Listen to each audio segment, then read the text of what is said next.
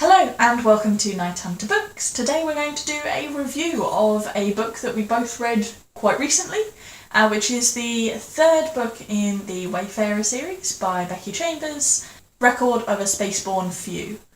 Now I say third in the series, but we've talked about it a little and I don't think there's any reason you couldn't just read this one without having read any of the other books in the series. It does stand alone, the story makes sense in and of itself. There is one callback in this to one of the characters from the first book, so you might get a little more from it just by going, oh, I recognise them. But equally, if you wanted to start here, then you'd get that if you went back and read the first one. So, should you read it? If you've read either of the first two and enjoyed them, why haven't you read it already? Yeah, don't hesitate. You'll like this. If you haven't started the series yet at all, maybe read the first one first? Yeah. I think they're all pretty good. I loved them all. I think I slightly preferred the first two in the series to this one though, but I think that'll very much just come down to individual opinion. But I think generally you might as well start at the start. I think the first and the third are probably my favourite, but regardless, any time I get to go to this universe, it's like giving your whole brain a nice warm serotonin hug.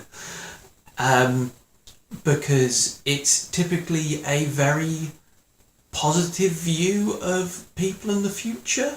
So in this, humans arrived in the galactic community essentially as refugees. We destroyed Earth.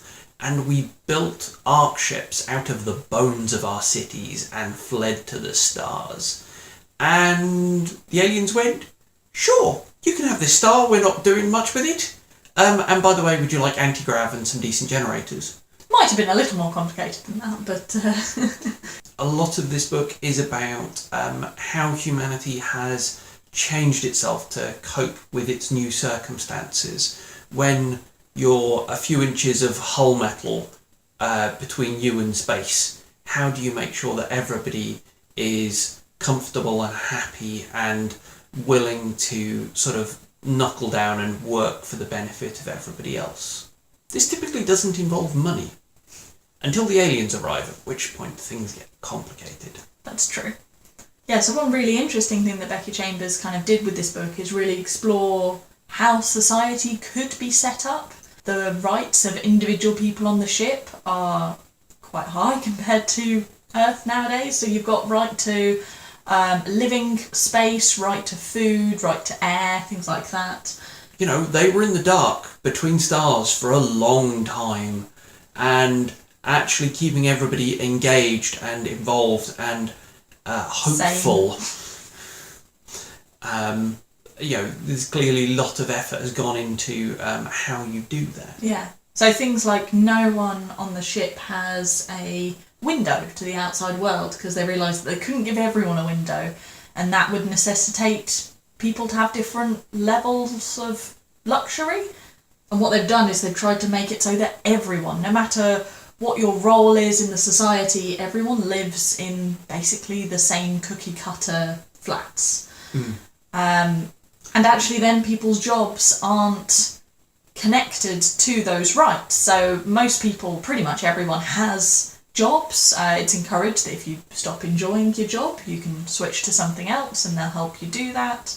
But then she actually deals with some of the interesting questions of actually, if people aren't getting paid for work, how do you make it so that all job roles are filled? And actually, some of them, like sanitation, that just works on a rota. Everyone gets it like jury duty almost. And some of them also then just have a lot more prestige attached to them if people know that it's not a nice job. So at one point, in a scene unlike anything I've ever seen, somebody refers to, and there was some street cleaners going past. And everybody stopped and gave them a round of applause. Yeah, it's just really lovely. And I want to live there, even though there's no luxuries and... Yes, I think I said at the time that if the price of getting to this future is, setting fire to the Earth, then it might be a price worth paying. When you compare this to a lot of views of sort of future in space, you've always got people who are, down and out and, at risk of having their air turned off because they can't pay the bills. You see the Terran fleet from a number of viewpoints. One of the most interesting being a completely alien outsider who basically, as far as I can tell, looks like the inside of an oyster, and sort of drags themselves around on a cart. And some of these point of view characters have always lived on the fleet. Some are, new people just arriving. Some absolutely love it, and certainly one of the characters is a teenager who just thinks it's really boring.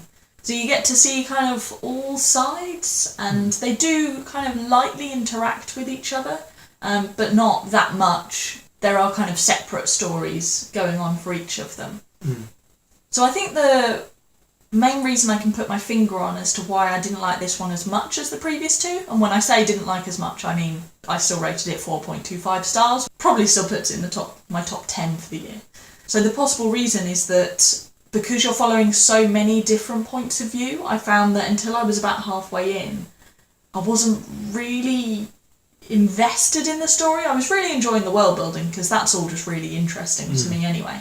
But actually caring about the characters, because they've got these quite separate stories, and because there were quite a few of them, then actually it does take quite a few pages before I felt like I cared about all of them.